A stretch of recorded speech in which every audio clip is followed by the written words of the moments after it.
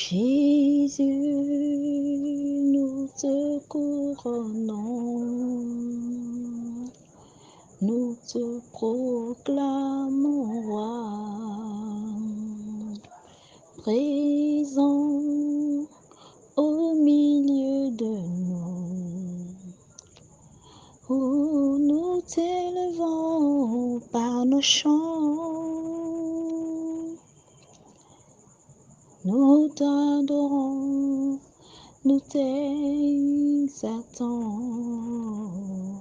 viens établir ton trône éternel.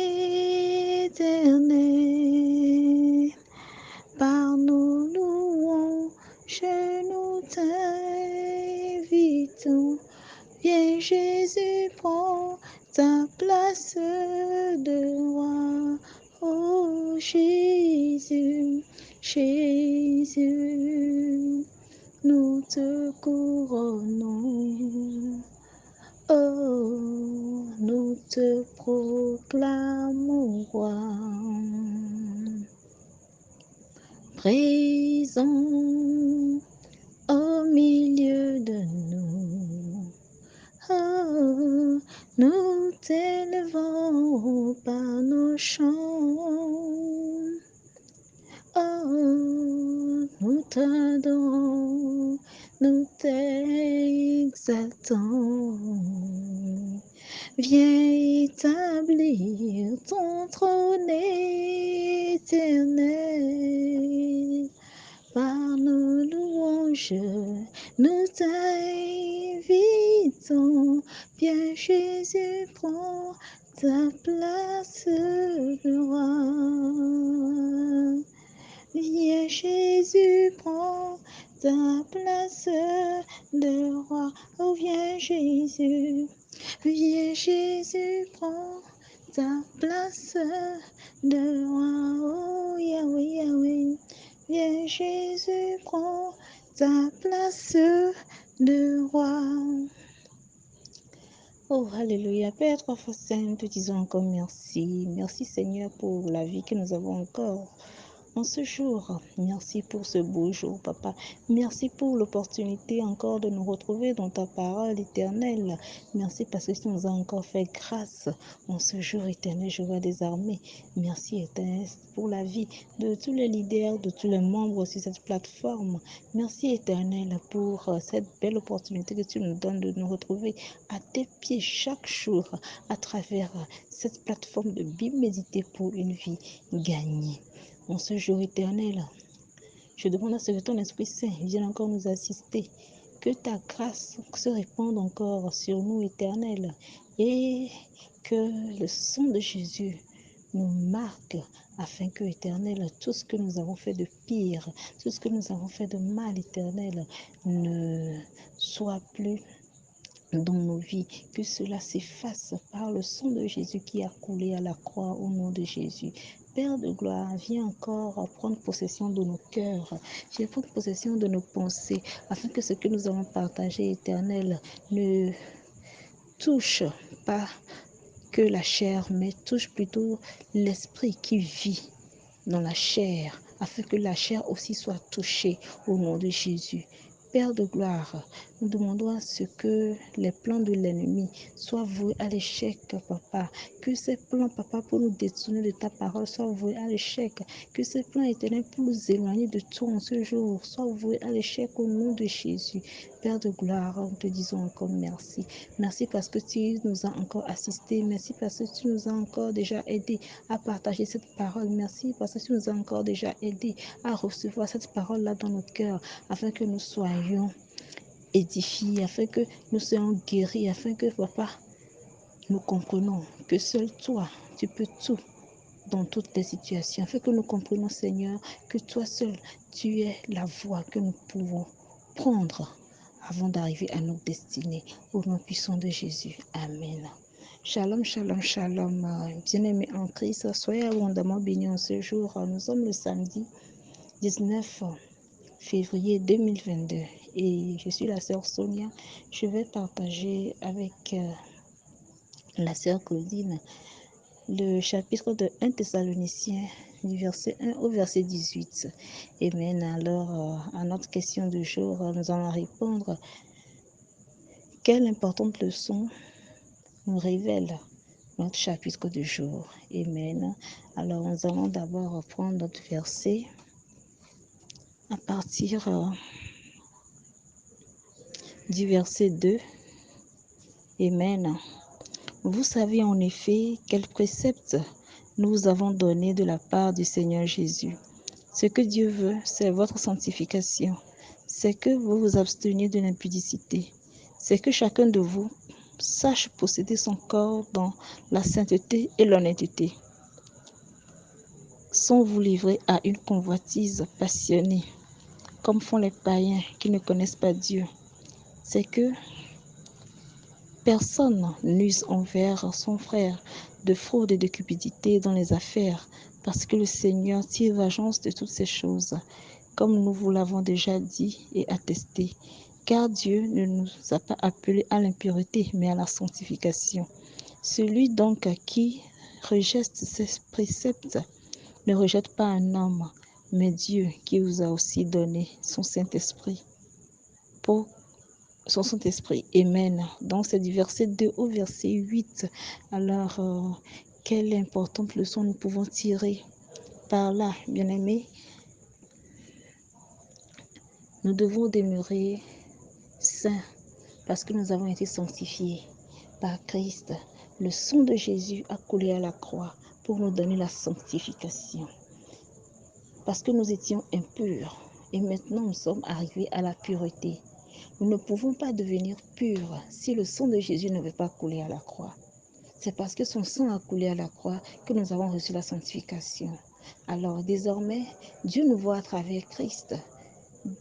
Christ est devenu le miroir par lequel Dieu nous voit. Et si Dieu veut exaucer nos prières, si Dieu veut nous aider dans quoi que ce soit, il ne regarde plus cette saleté que nous étions. Il regarde Christ et à travers Christ, nous reflétons cette pureté-là. Cette pureté à laquelle il nous a appelés. Amen. Alors nous devons tout faire pour garder cette pureté en nous. La sanctification que nous avons reçue grâce à Christ, nous devons pouvoir protéger cette sanctification. Ici, l'Écriture nous dit de protéger notre corps, le corps charnel et le corps de Christ. Nous devons savoir comment marcher et en quoi faisons nous devons marcher à l'exemple de Christ lui-même. L'apôtre Paul a dit dans ses parcours que soyez mes imitateurs. Alors, l'apôtre Paul est un exemple qui sur quoi nous pouvons nous baser pour marcher à l'exemple de Christ. Il a marché à l'exemple de Christ. Il ne s'est pas souillé. Nous aussi, nous devons apprendre à ne pas nous souiller. Dans l'Église, nous devons savoir comment marcher. Nous devons apprendre même d'ailleurs comment marcher. Et c'est marcher d'après les préceptes de Christ, d'après les règles qui sont établies par Christ. Amen. Nous devons savoir qu'en tant qu'homme et femme, ou en tant que jeune fille ou jeune garçon, quels sont les pas que nous devons faire avant de nous approcher les uns des autres. Voilà. Et en tant que leader des églises, en tant qu'évangéliste, en tant que pasteur, en tant que même membre, simple membre, nous devons savoir comment nous comporter. Est-ce que nous devons être dans l'église et repartir maintenant dans le monde, rentrer maintenant dans le monde en nous comportant comme le monde le fait? Non. Nous avons juste besoin de démontrer maintenant au monde cette façon de nous conduire, cette façon de se comporter en Christ. Nous devons maintenant leur démontrer cela afin que eux maintenant ils marchent sur ces préceptes aussi, parce que c'est notre vie qui doit leur plaire avant qu'ils ne changent. Combien même que Dieu a dit dans Jean 6, 44 que c'est lui-même qui attire les âmes vers lui. Voilà, c'est lui-même qui fait toutes ces choses. Mais nous avons aussi, nous aussi besoin en tant que chrétiens de révéler cela au dehors, afin que eux ils voient cette manifestation de la parole de Christ en nous et qu'ils soient maintenant attirés parce qu'ils sont déjà touchés, ils doivent maintenant être attirés pour pouvoir demeurer en Christ. Amen. Alors, il est très important que nous protégeons cette sanctification. Ce n'est pas parce que Christ nous a sanctifiés que nous devons continuer à faire du n'importe quoi pour dire que c'est parce que nous sommes sanctifiés. Il y a certaines personnes, certains même leaders même qui disent ça parce que nous avons la grâce. On se lève aujourd'hui, on peut faire tout ce qu'on veut. On peut aller coucher encore avec n'importe qui on veut. On peut aller faire des choses qui ne révèlent pas du tout Christ. C'est pitoyable. Nous devons comprendre que la grâce est là aujourd'hui. Mais c'est parce que dans la grâce que nous devons nous permettre certaines choses. La parole de Dieu dit que tout est utile. Pardon, que tout est permis, mais que tout n'est pas utile. Voilà. Tout nous est permis, nous avons une certaine liberté. Mais est-ce que c'est parce que nous avons cette liberté spirituelle que nous devons maintenant faire tout ce que nous voulons? Même ce qui ne nous est pas utile, nous devons les pratiquer. Est-ce que nous sommes en train de gagner des âmes en faisant cela ou bien nous sommes en train de les perdre en les faisant? Alors, bien aimés, nous devons bien réfléchir à cette sanctification que Christ nous a donnée. Comment pouvoir protéger cela? Nous devons demander à l'Esprit Saint de nous aider, de mettre tout cela dans nos cœurs afin que nous puissions maintenant les manifester. Amen. Alors, une autre importante leçon que nous devons tirer, c'est au niveau du verset 9. À partir du verset 9, la parole de Dieu dit: pour ce qui est de l'amour fraternel, vous n'avez pas besoin qu'on vous en écrive, car vous avez vous-même appris de Dieu de vous aimer les uns les autres. Amen. Alors, bien-aimés, l'amour fraternel en Christ, c'est très important. Nous devons apprendre à discerner ces choses et à pouvoir les faire. Parfois, nous pensons pouvoir et vouloir aimer, mais nous sommes en train de faire du mal sans le savoir. Et c'est comme ça que parfois aussi nous pensons démontrer l'amour, alors que ce n'est pas vraiment ce que Dieu veut. Amen. Que l'Esprit Saint, qui est le meilleur conducteur qui soit, le meilleur enseignant qui soit, que lui-même rentre dans